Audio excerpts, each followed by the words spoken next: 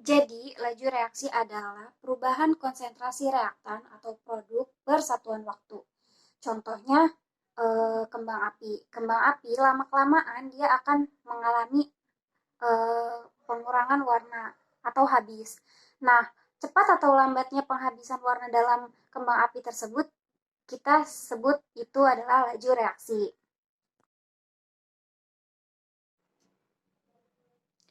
Baiklah, sekarang kita akan membahas hukum laju reaksi.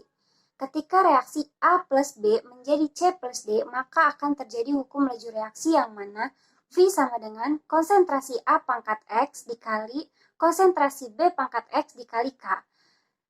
Yang mana V adalah laju reaksi, konsentrasi A dan B adalah konsentrasi reaksi, X dan Y adalah order reaksi, sedangkan K adalah konstanta laju.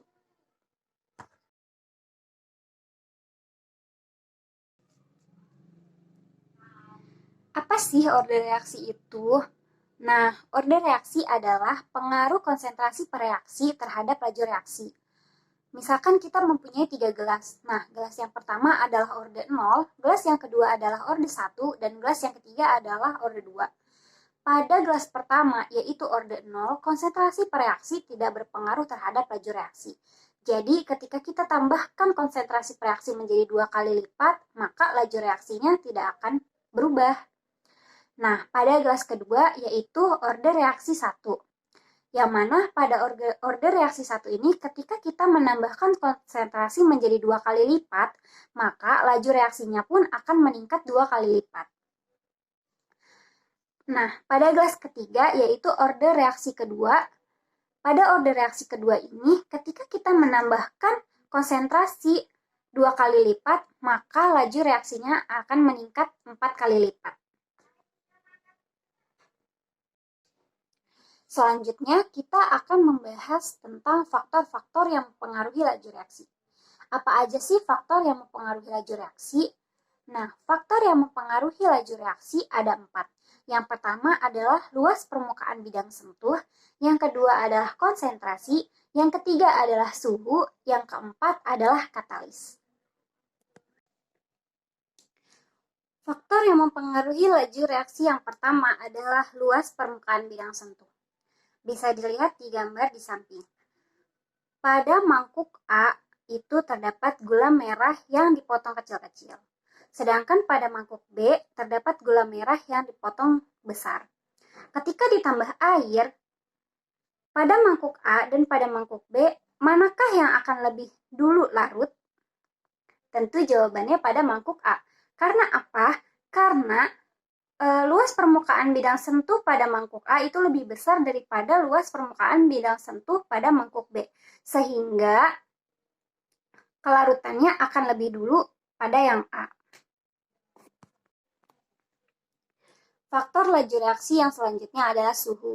Nah, sudah disediakan ada gelas A dan gelas B. Gelas A dan gelas B yang sama-sama berisi gula pasir. Nah, pada gelas A akan dituangkan air yang panas. Sedangkan pada gelas B akan dituangkan air yang dingin. Kira-kira gula pasir akan lebih larut pada gelas yang mana?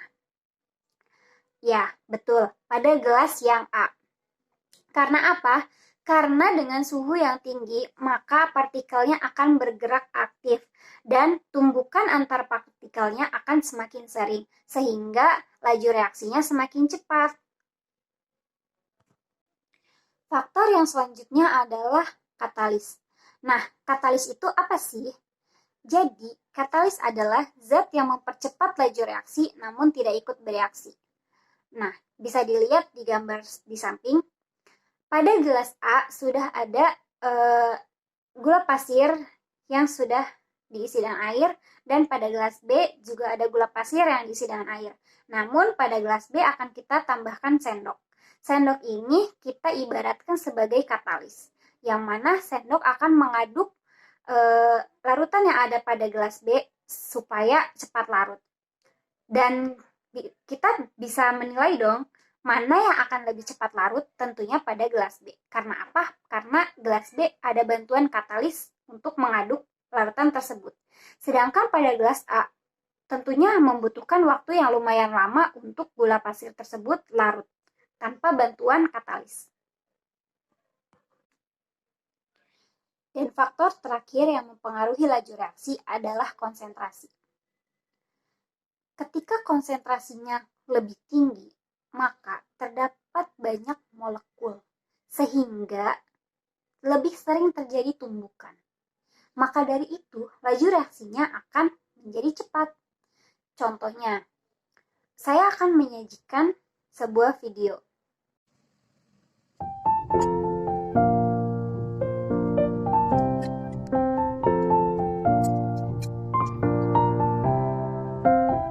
Kenapa pada gelas pertama cangkang telurnya lebih cepat bereaksi? Ya, betul. Karena konsentrasi pada gelas pertama, konsentrasi asam cukanya lebih tinggi daripada konsentrasi asam cuka pada gelas kedua. Konsentrasi ini berpengaruh karena semakin tinggi konsentrasi, maka semakin banyak molekulnya, sehingga tumbukannya semakin sering. Maka dari itu, laju reaksinya semakin cepat. Baiklah, sekian penjelasan tentang faktor laju reaksi dari saya. Kurang lebihnya saya mohon maaf.